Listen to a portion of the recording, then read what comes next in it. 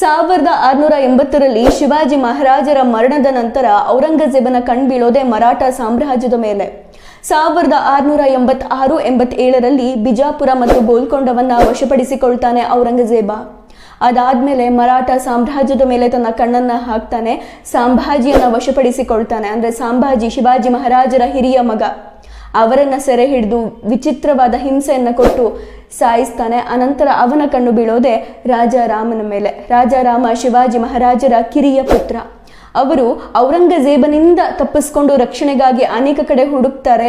ಭಾರತದಲ್ಲಿ ಯಾರೂ ಕೂಡ ರಾಜ ಮಹಾರಾಜರು ಎಂತೆಂತಹ ದೊಡ್ಡ ದೊಡ್ಡ ರಾಜರು ಕೂಡ ರಾಜಾರಾಮನಿಗೆ ಔರಂಗಜೇಬನ ವಿರೋಧವಾಗಿ ರಕ್ಷಣೆಯನ್ನ ಕೊಡಲ್ಲ ಅಂತ ಹೇಳಿದಾಗ ರಾಜಾರಾಮರನ್ನ ರಕ್ಷಣೆ ಮಾಡಿದ್ದು ನಮ್ಮ ಕೆಳದಿ ಚೆನ್ನಮ್ಮ, ಕರ್ನಾಟಕದ ಹೆಮ್ಮೆಯ ಕನ್ನಡತಿ ಕೆಳದಿ ಚೆನ್ನಮ್ಮ ಔರಂಗಜೇಬನ ವಿರುದ್ಧ ಶಿವಾಜಿ ಮಹಾರಾಜರ ಮಗ ರಾಜಾರಾಮನಿಗೆ ರಕ್ಷಣೆಯನ್ನ ಕೊಟ್ಟು ಮರಾಠ ಸಾಮ್ರಾಜ್ಯದ ಕುಡಿಯನ್ನ ಉಳಿಸಿದ್ದು ಅವತ್ತು ನಮ್ಮ ಹೆಮ್ಮೆಯ ಕನ್ನಡತಿ ಕೆಳದಿ ಚೆನ್ನಮ್ಮ.